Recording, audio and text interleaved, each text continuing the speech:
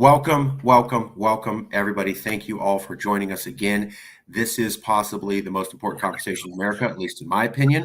We are interviewing scholars, professors, writers, thinkers, left, right, center, middle, pro-independence, anti-independence, it doesn't matter. We want to have an intelligent conversation here that we just can't find in the mainstream media. With us today is Joe HOFT, author of The Steal. Joe HOFT is an author and contributor at one of America's largest political websites, The Gateway Pundit. The Gateway Pundit is run by Joe's twin brother and founder, Jim HOFT. Joe's online posts at The Gateway Pundit have been shared around the world by numerous individuals, including President Trump himself. He has also led reporting on the corrupt Mueller gang, COVID-19, and more recently, the 2020 election. Joe HOFT is a radio host at TNT Radio Live, author, former international corporate executive in Hong Kong for a decade, and contributor at The Gateway Pundit since 2016. Joe is the author of 5 books, including his new bestseller, The Steal, Volume 2, The Impossible Occurs, which addresses the stolen 2020 election, and provides an inventory of issues that prove that the 2020 election was uncertifiable and never should have been certified for Joe Biden. Joe has obtained 3 degrees, including an MBA with an emphasis in finance from Iowa State University. He has also obtained several designations, including receiving his CPA and Certified Information Systems Auditor. There's the book, The Steal, The Deep State, Big Tech, Big Media, China, Absentee Ballots, the USPS, Nonprofits, and Rallies. Here's a little bit on the Gateway Pundit. The Gateway Pundit, which started as a tiny opinion blog, saw readership surge to nearly 50 million views a month as it amplified Donald Trump's, what they claim, false stolen election claims. Reuters documented the impact 25 election workers targeted by more than 105 threats or hostile messages citing the Pundit. We're going to get to all that with Joe. Was the introduction okay? There's a little bit of a feedback. How was the introduction? Did I get anything wrong? Is there anything you'd like to add? Well, no, thanks. Thanks so much, and thanks for having me. I guess everything else seems pretty straightforward. The Reuters piece, not really thrilled with, but that's the message that they for some reason feel like they have to share. There's this effort out there by a number of entities, many of them paid for by the U.S. government. We're finding out now recently from Twitter and other events that they're being funded by the government, and their effort is to harm, I'd say, conservative media and basically shut it down. They've got one piece we just recently came up with was this Global Disinformation Institute. It's out of the UK. We found out that it's it's in the U.S. It's stated as a nonprofit, but it's really curtailing the nonprofit laws because it's actually says it's located in Texas, and it's really not. And there may be some real problems with this entity, but its whole purpose is to basically blast conservative media, call us hate speech, and then go after and target our advertisers. And this entity is being paid for by, in part, Open Society from George Soros. We also found a couple other instances here recently, and one in the House committee where they were reporting on NewsGuard, who's ironically funded by our Department of Defense. Now, you tell me what business they have in basically paying NewsGuard to be a fake fact checker of sites like the Gateway Pundit.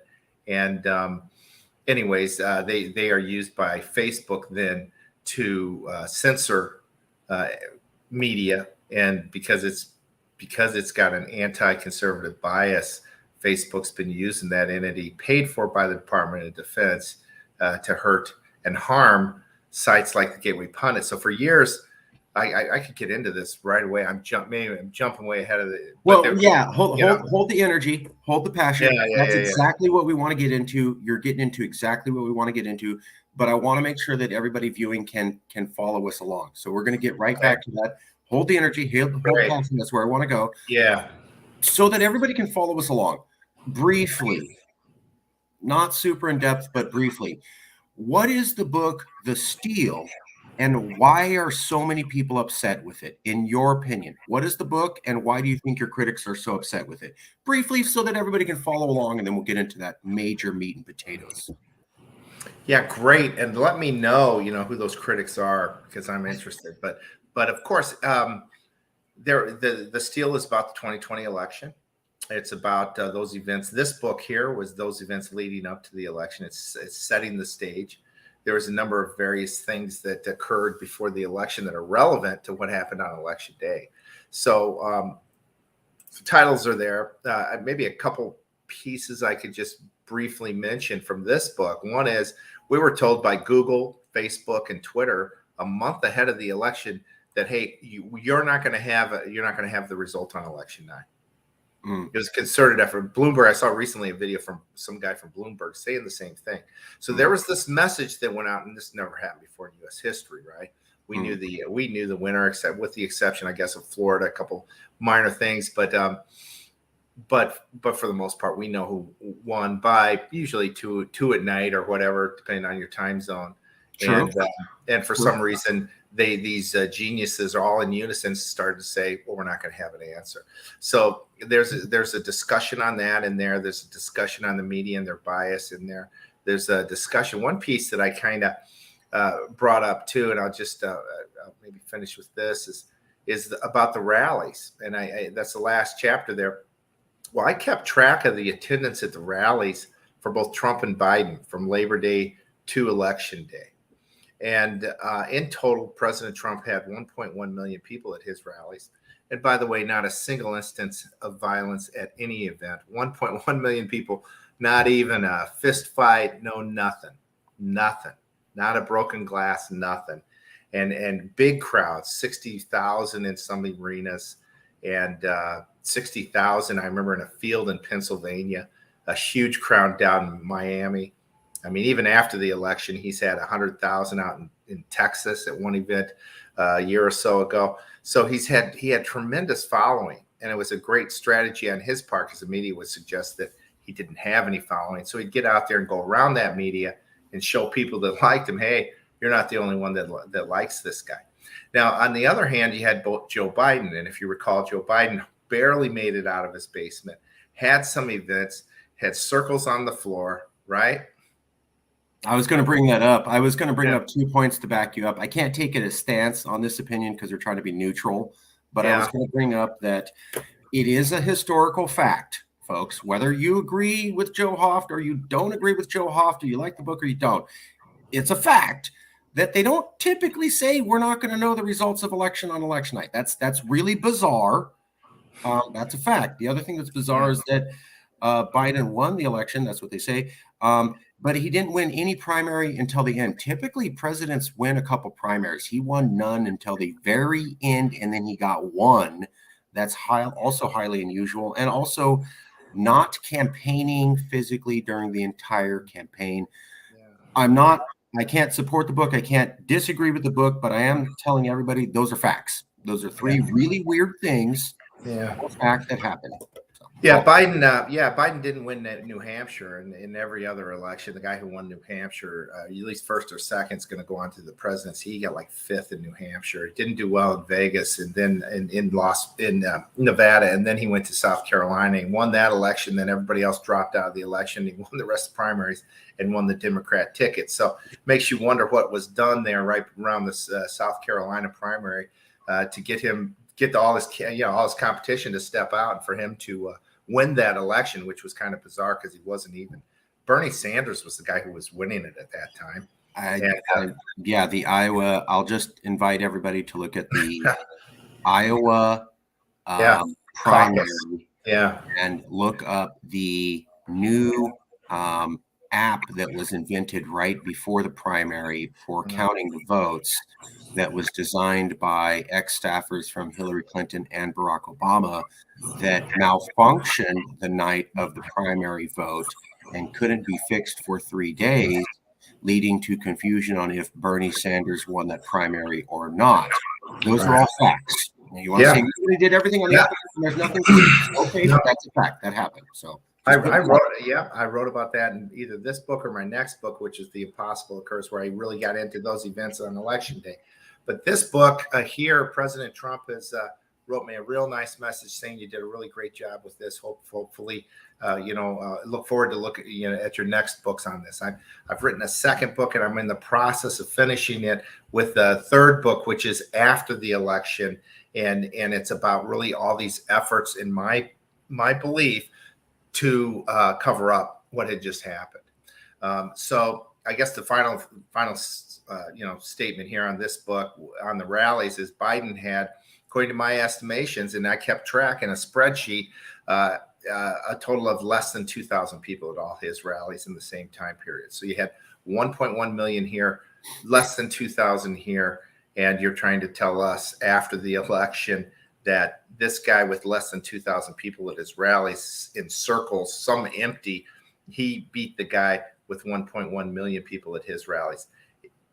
Just a matter of fact. Nobody has challenged me on those numbers, by the way. I can't take a stance, but we are covering because we want to be neutral. So let's get to the second point. Why are people upset? Why are people upset about this book? Why are people upset? Why did Reuters say something so mean? Why are they upset? Why are they taking this stance against the book and you?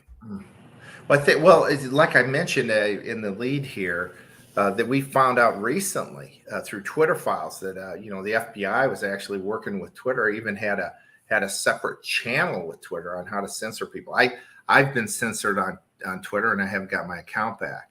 Now, what I wrote about when I got first, I guess, suspended was the fact that I put up some posts on Hunter Biden, and this was before the election. And this was my posts were I gained access to the laptop, was given some information, and we put it up the week before the election.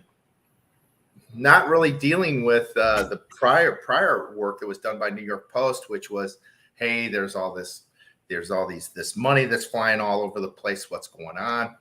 My series of posts in right before the election were more of the family and what's going on within the nucleus of this family. And it was very seedy and sick, and I could get into all that. I don't know if you want to even hear it, but I laid it down. And one piece came out recently. We've heard one representative in Congress mention that they have information on Hunter Biden trafficking individuals, human trafficking involving Russians and Ukrainians. Well, one of my posts showed evidence that he was with a Russian in California, sure, at a certain period of time, and so we even got a passport to validate it. And but why the steal? This book, the steal, this concept of the election being stolen. I know a lot of liberals, they're mad. Why are they so upset about this book? What exactly does this book do? Does it represent that's got so many liberals so upset? Well, this book really, probably, if they read it, probably wouldn't get them too upset. It's pretty straightforward, and it's about before the election. So not really sure. I guess they are upset about the narrative that the election was stolen. I think there's an effort by the mainstream media to paint Gateway Pundit and I guess anything related as like here, 100 violent threats or hostile messages citing the pundit. Reuters documented. And so I'm not sure what they have there. I don't know where they got it. I don't know what sort of effort they did that they put into validating those numbers. I'd really love to see them. But, this is the kind of stuff that they want to say. There's this effort to associate what I believe the truth with hate speech.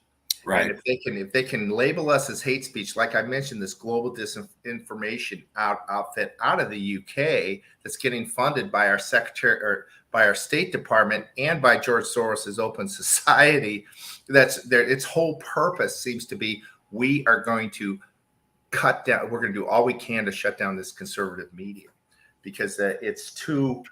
It gives a narrative that they don't want shared.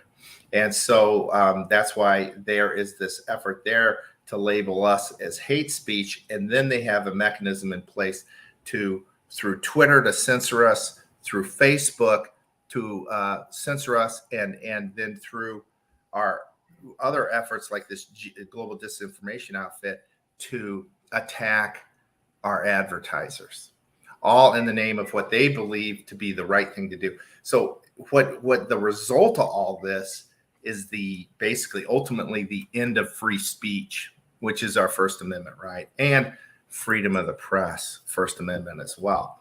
So when they attack this, rather than attacking the argument, rather than saying, okay, Joe, you laid out here 2,000 people showed up at Biden's events. We've gone through it. We've analyzed it, and it's closer to 3,000. We want to correct you on your number. I don't think anybody's doing that. I haven't had anybody come to me and say, hey, Joe, we don't like it that you said 1.1 million people showed up for Trump. It's actually 2 million, and we think you need to edit that. Nobody shared that with me, period. I think it's more so that these facts that I lay out portray something that they don't want to hear. So you're not, if I may, so just so that everybody can follow along, and I apologize, but just so that everyone can follow on, because a lot of people have great information. I'm sorry, let me summarize so that everyone can see where we're going.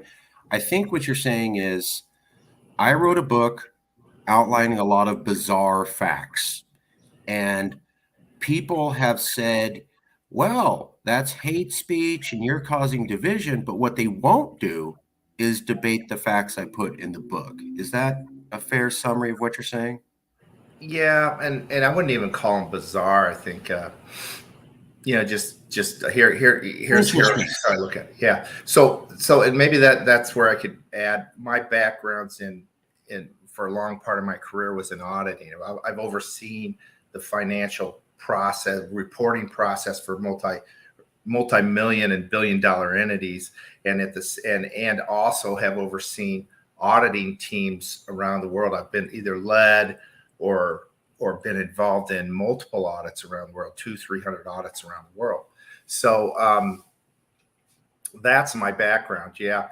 And anyways, yeah, I'm not sure that last book, The Steal. Yeah. We can go to this one. Yeah. See, that one is written by. Yeah, these are other guys. Yeah. See, they came in. Here's the unique thing about that book. That book came out right after the election. It says January 4th. The hardcover in 2022. There was one book that came out right after the election, and maybe it's a paperback. Did they get a call from Trump like you did? Oh, I didn't get a call from Trump. Did they get a message from Trump? Saying, I don't know.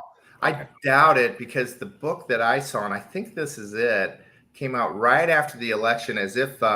And when you look at it, and when you know how much effort it goes into putting a book together, you're almost like they were tipped off and they had to put something together quickly after the election to support the narrative that anybody that says anything about this election not being certifiable, that then we're gonna call them the individuals that are trying to steal the legitimate election that went to Joe Biden.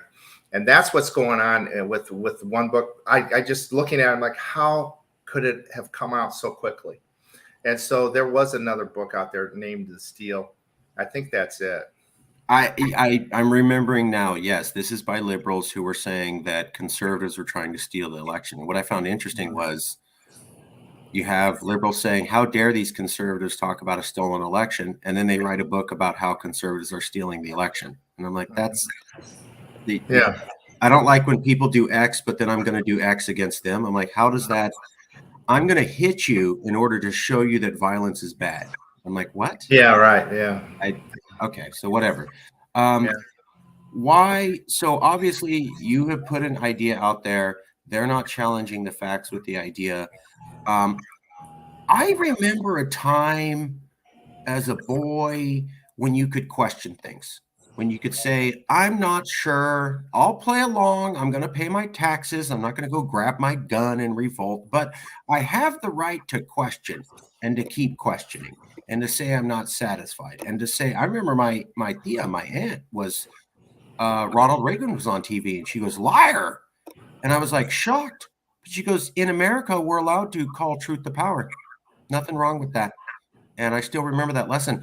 Why is it so bad to question if an election was legitimate at all? Why is that a horrible thing and Yeah. the enemy of America to even question that, in your Well, opinion?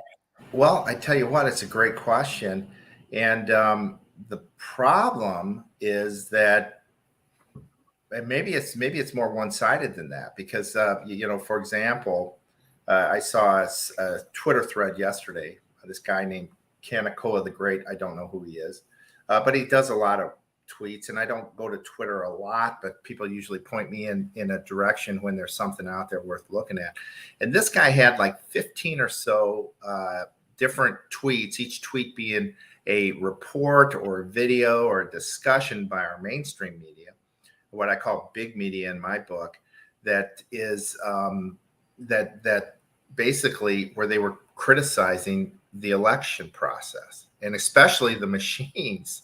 And so there was New York Times was in it maybe a couple times, the New Yorker, Salon, Vox, CBS.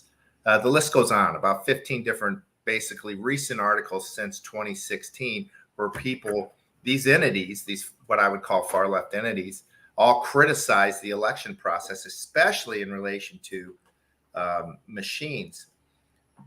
As you know, a couple days ago, Fox News paid Dominion huge amount of money in a defamation case, and I have a number of questions on why they would do such a thing. But the facts are, Fox News is just one of many news media outlets in the U.S. that have challenged these machine companies, and I don't know why they wouldn't use that as one of their arguments. It is interesting. Yeah, I mean, you're talking about how there's conservative effort to remove conservative media from being able to be viewed. I don't know if that's true or not. We're just here to interview people, but it is interesting that while you're talking about that, there's a lawsuit going on that I know a bunch of liberals are talking about. Oh, this is going to kill Fox, and they are happy to hear that. Oh yeah, they are happy to hear sure. that. So I'm just facts, folks. Sure. Just putting facts out there. Just things I notice. What is it? So let's get to the main question.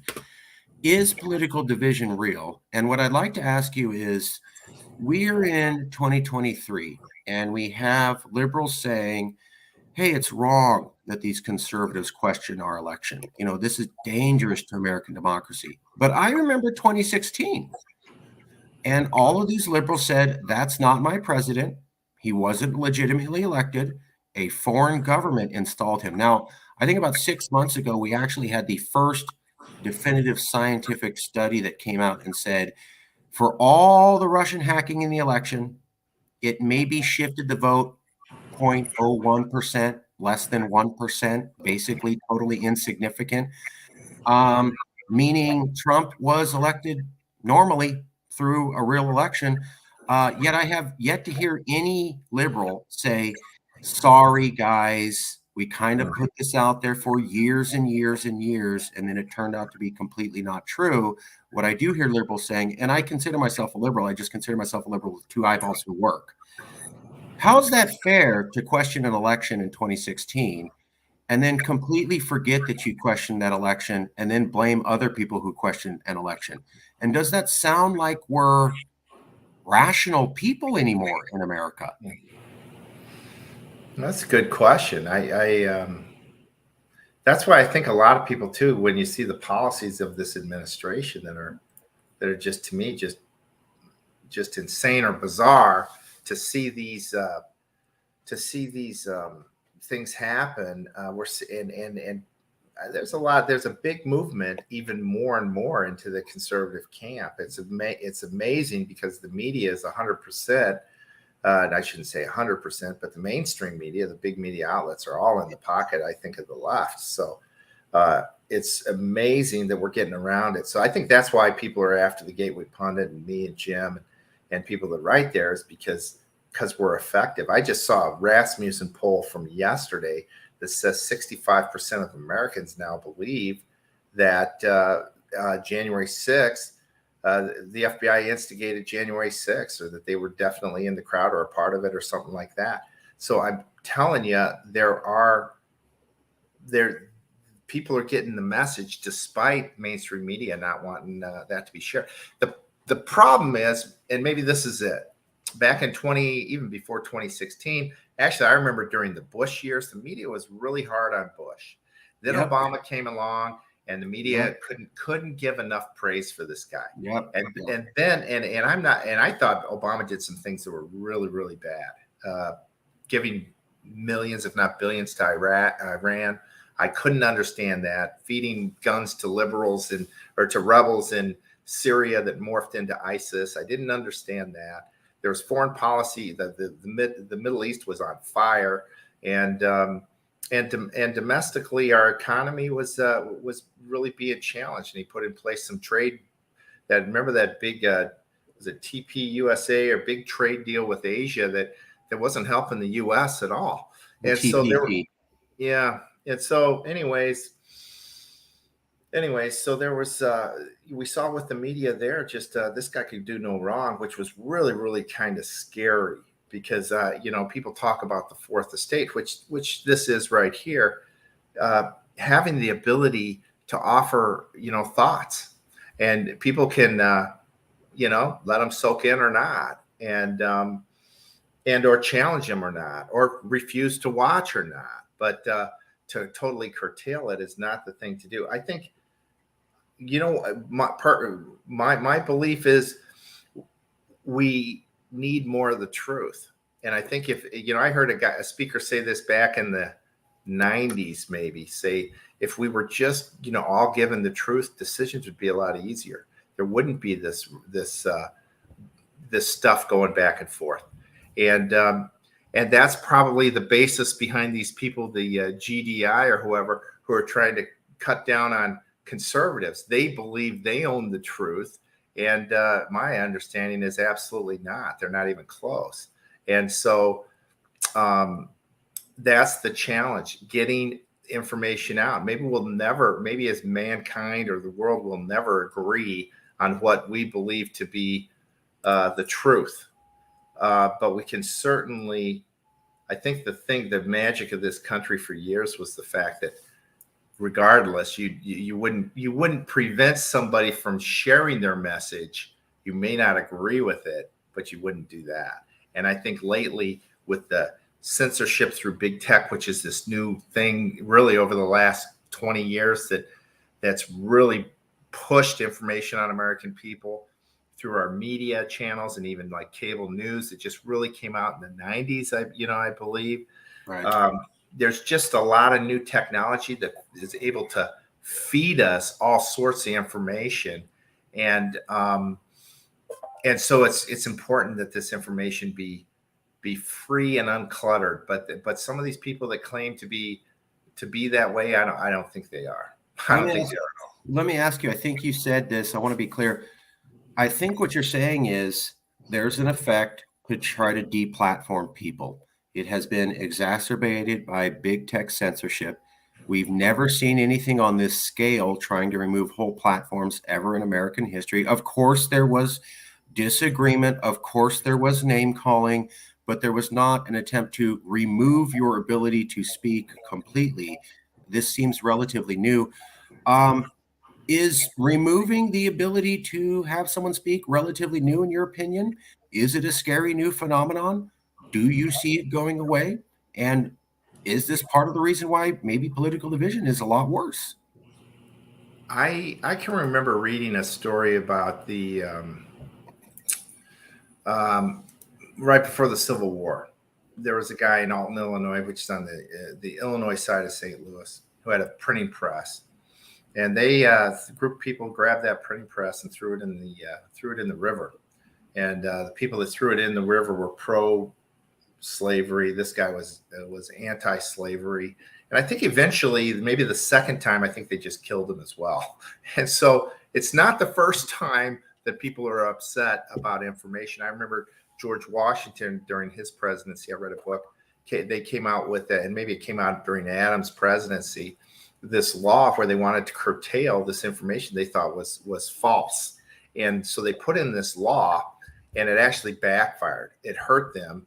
And then people that took over the government, like Thomas Jefferson, who was really one of the targets of this law, basically came to power. So maybe that's what we see in history, is that whenever there's an effort to try to curtail information, maybe that vacuum actually sucks in more people than it does prevents people from actually seeing the information.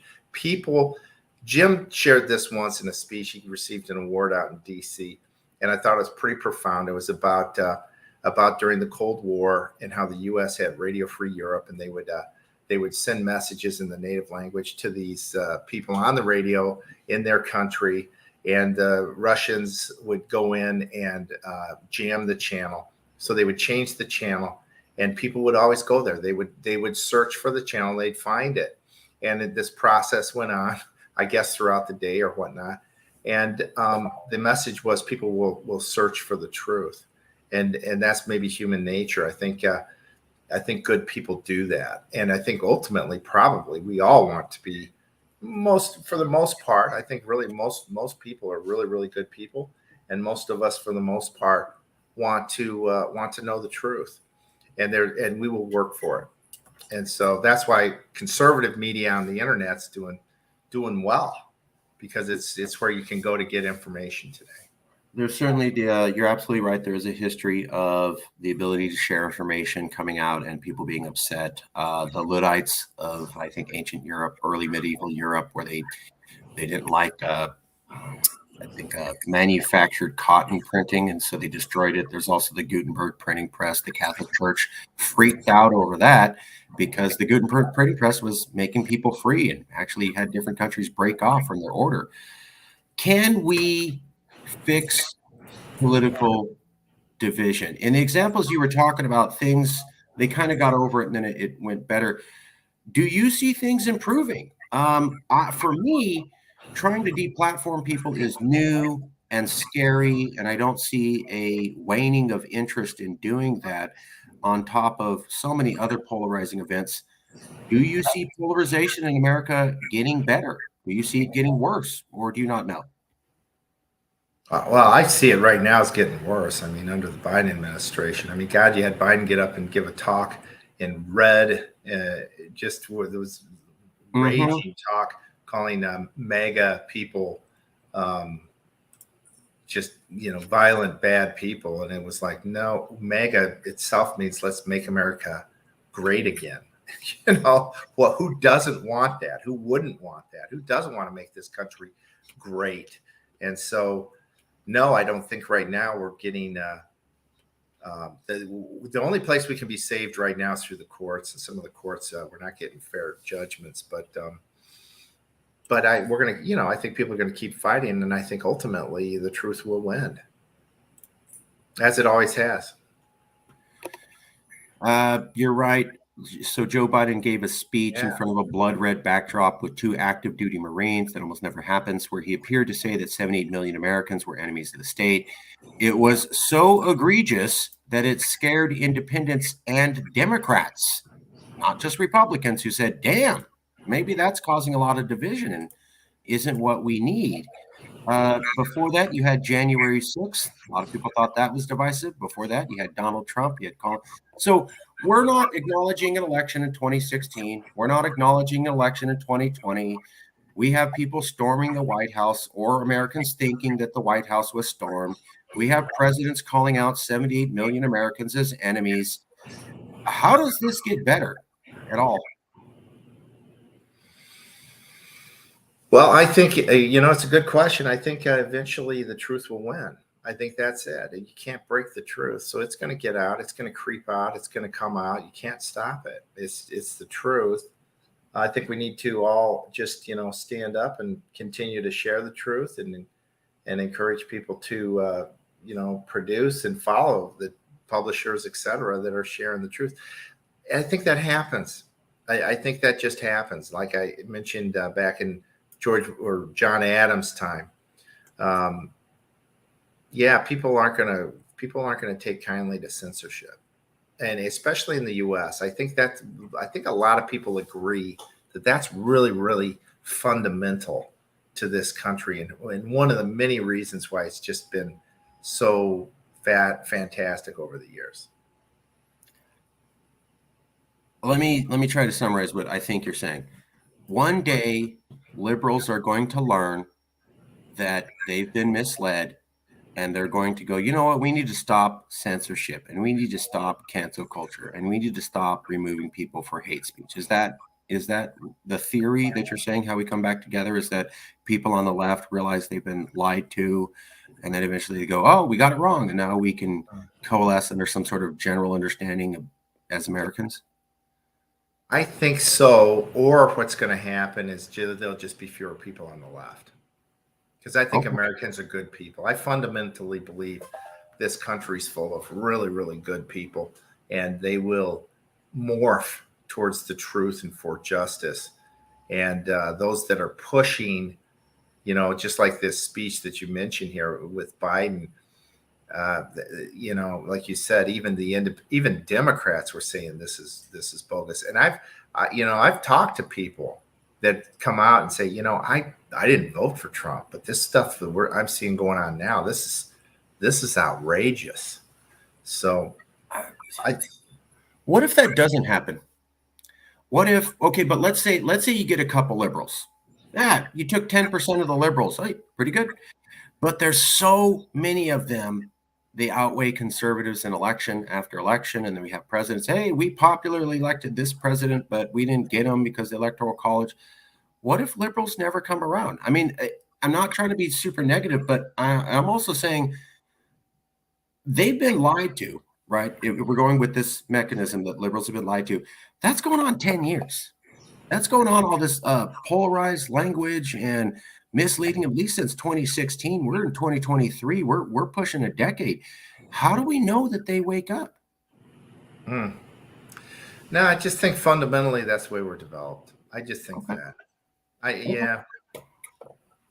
Well, let me ask you, let me show you a couple statistics, if I may, and I'd like to get your opinion on them.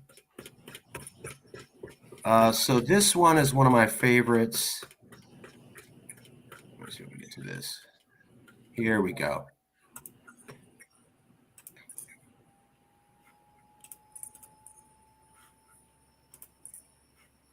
All right, let me ask you about a couple statistics here, just to get your opinion.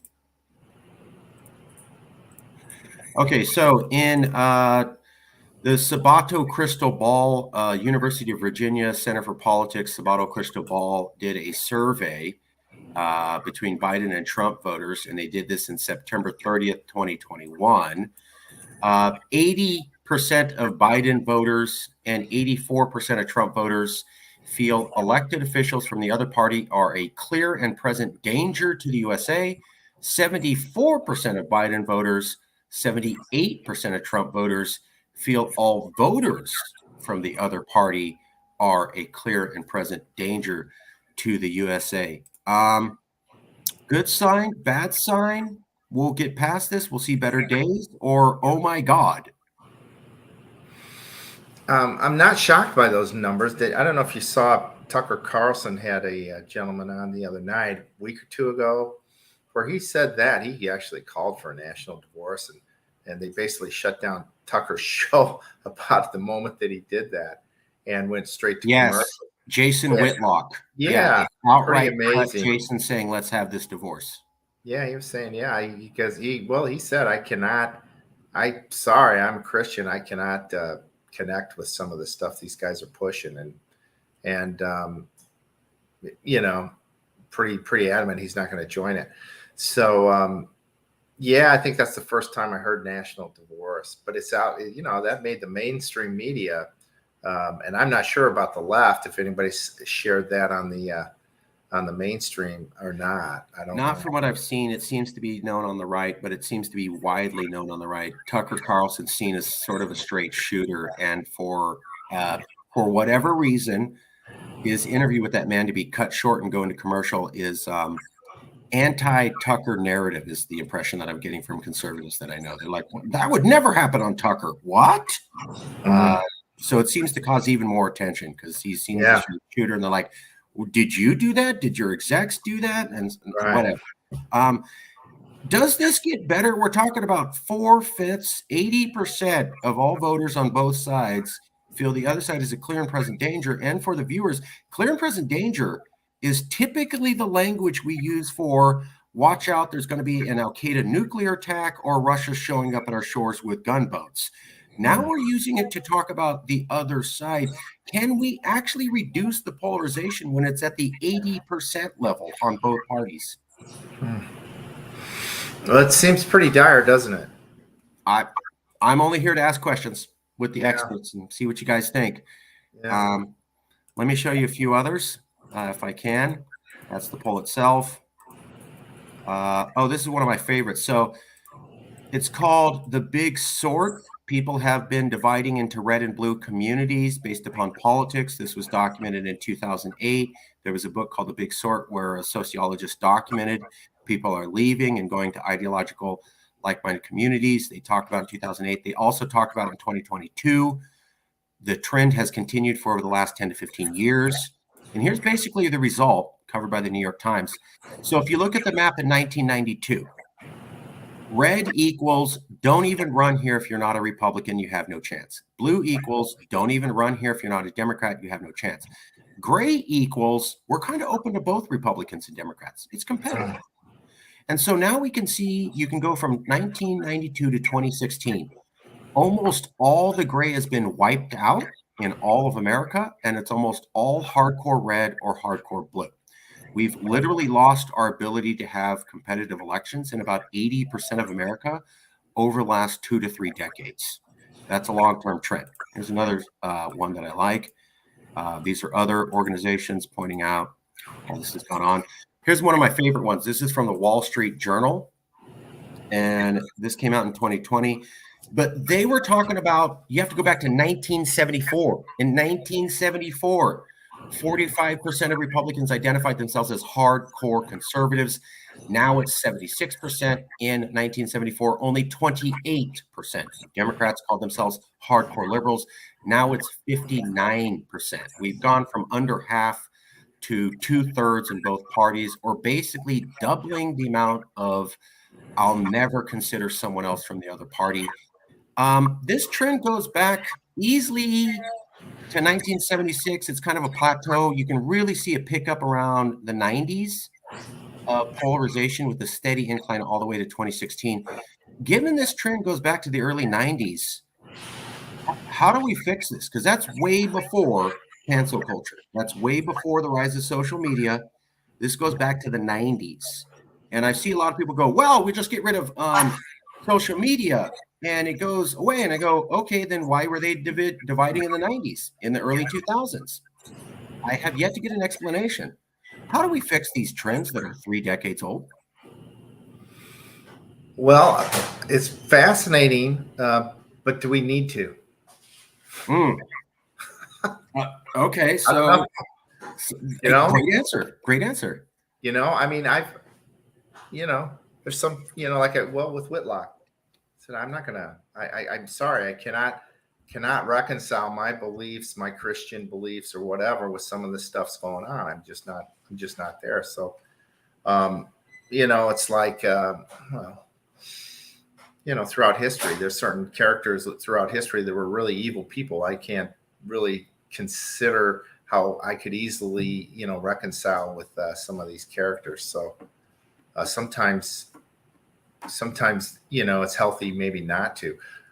I don't know here, or is the issue that our politicians are more diverse politically than they have been in the past? I mean, we're not. I don't think we ever saw the far left today. Some of the things that they're pushing today, I can't imagine that Democrats back in 1972 or whenever this started would really go along with this, or even the 1990s. If you took the platform of the left and go back to the 1990s and go, hey guys, this is where it's going. I don't know that William Jefferson Clinton would have signed on to that. No, that's he wouldn't have got elected. Right. If he did, right, Americans would have rejected him. So clearly there's a shift. I'll also point out it's an old trope, but Ronald Reagan would never be elected today by conservatives. JFK would never be elected today by liberals. JFK would be considered a war hawk, and Ronald Reagan would be considered an alt-right lefty because of supporting, I think, reparations and the Environmental Protection Agency at one point. Yes, they were harbingers, but you can see how political opinions shift over time. If we don't fix this, do we get to where we have to have a national divorce?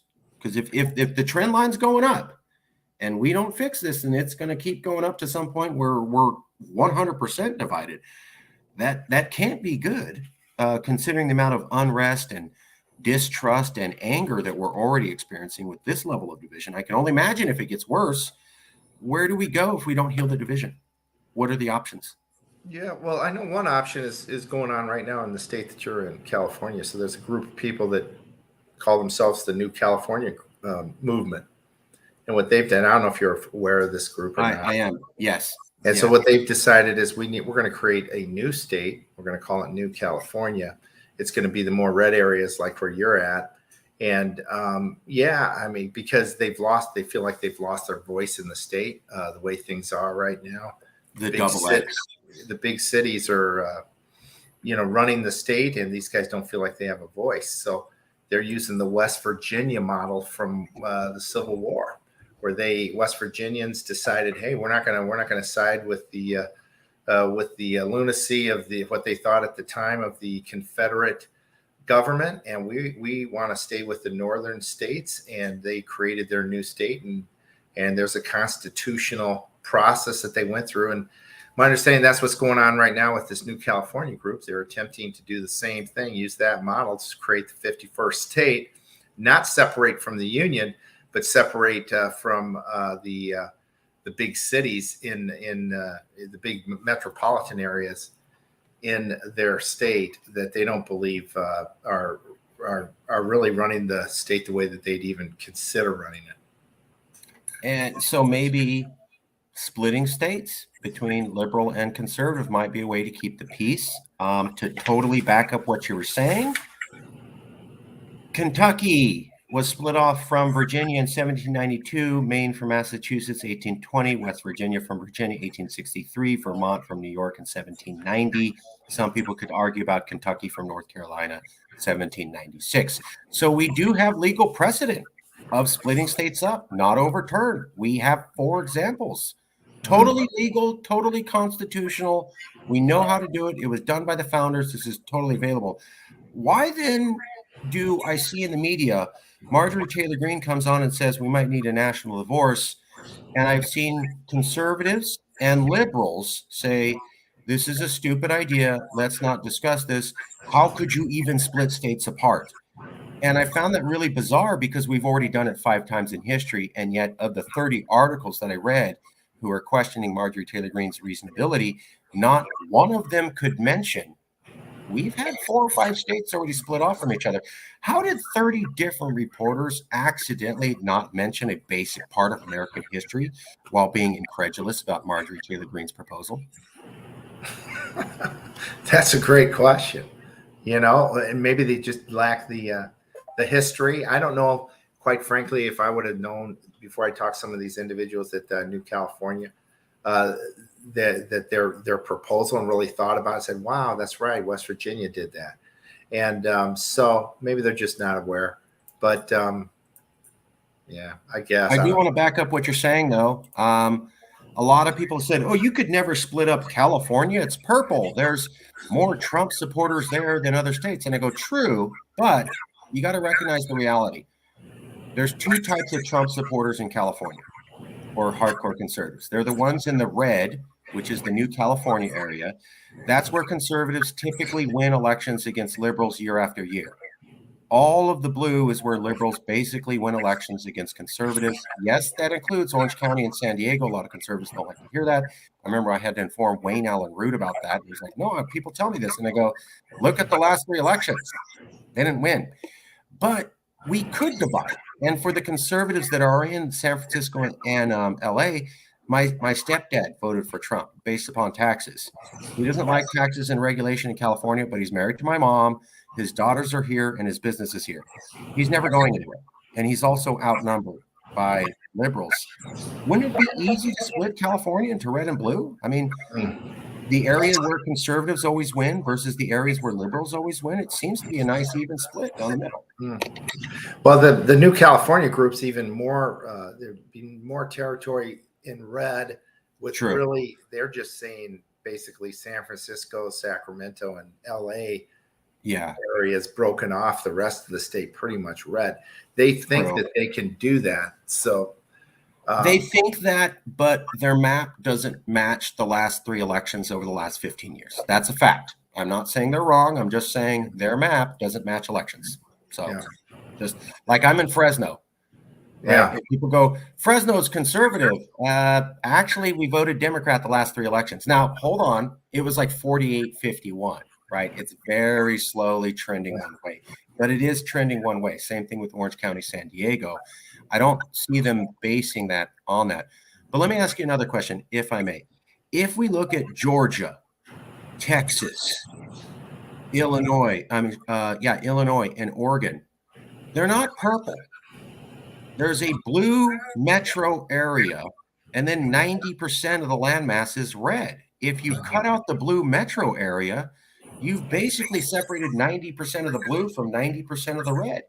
Wouldn't that provide some peace, some stability, I don't have to be at your neck and fighting and arguing with you as much if maybe we split, red Oregon from blue Oregon and the Atlanta metro area from the 90% of Georgia that's conservative? Couldn't this possibly be a way to reduce the tension and let people live in the areas they want?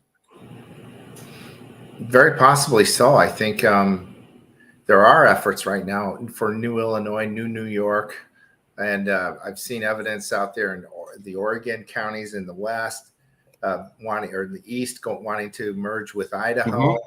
And even Washington. You've got a picture. I believe is that Washington or Oregon there? It's Washington or Oregon. I'm sorry for everybody at home. But it's similar. The big cities have these massive populations, and that always tend to go blue, and the rest of the state might be red. And so I think that's it. And that's what I hear from some of these people. It's about, having your voice heard. And if the government's set up such that, that you don't have that as a big group of people doesn't, then there's some alternatives that they're looking at. I think that's the whole just behind the New Mexico or the new California movement. So and that's they're absolutely So this would never work in Ohio. So I've showed these maps to about 20 different professors, and they're like, maybe, but not Ohio. Ohio is legitimately equal-sized myriad of conservative and liberal cities. Okay, it wouldn't work there. But we aren't even looking at these states where it could work. A lot of states have the liberal core, and then the rest is conservative. I already showed 4. This is at least something that could work for a variety of states. Maybe not all of them. I've heard this will never work in Ohio. It's legitimately purple. But I also think a lot of people are saying states are purple when they're not. There's a metro center that's blue, and the entire rest of the state is red. That's not purple. That's an even shade of liberals and conservatives living. You showed that in one of your charts there, the U.S. map of the U.S. Some of these recent elections, you can see that it's the big cities, and then it's the rest of the country that's red, and really every election lately. So, so I don't know. Okay, well, we'll leave it there. Let me ask you what I always ask the guests. Is there a last-minute thought? So picture somebody watches this interview. It's about an hour. They remember parts, but 5 days from now, they're going, I saw this interview and I remember parts of it, but there was this one thing this guy said at the end, and I just can't get it out of my head. It's 5 days later. They remember nothing, but there's this one sticky viral thought that you left them with. What would that be? Well, I was just on another interview here just moments ago, and we left it with, I really believe that that we're blessed, that God's in charge, that ultimately good things are going to come out of all this, and there's many blessings ahead.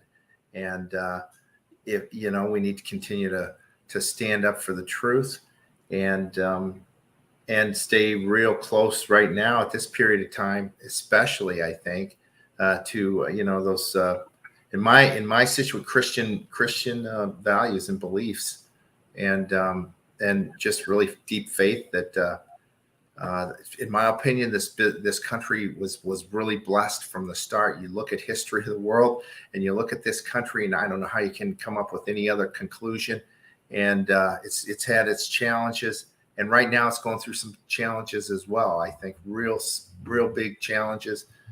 But I think ultimately, if we stay close to our faith, we will make it through this period of time. Thank you. I'm going to email you the copy of the show. I'd like you to think about any recommendations. We're trying to have an honest conversation here. If you know anybody who's a thinker, can form complete sentences, be thoughtful, and would be willing to be part of the conversation, please think about that. You don't have to say publicly. I'll email you, but if you have any names, we'd love to talk to them. Great. Thank you. All right. I'll email you in a couple hours. Thank you, Joe. I really appreciate this. God bless. Take care. Take care.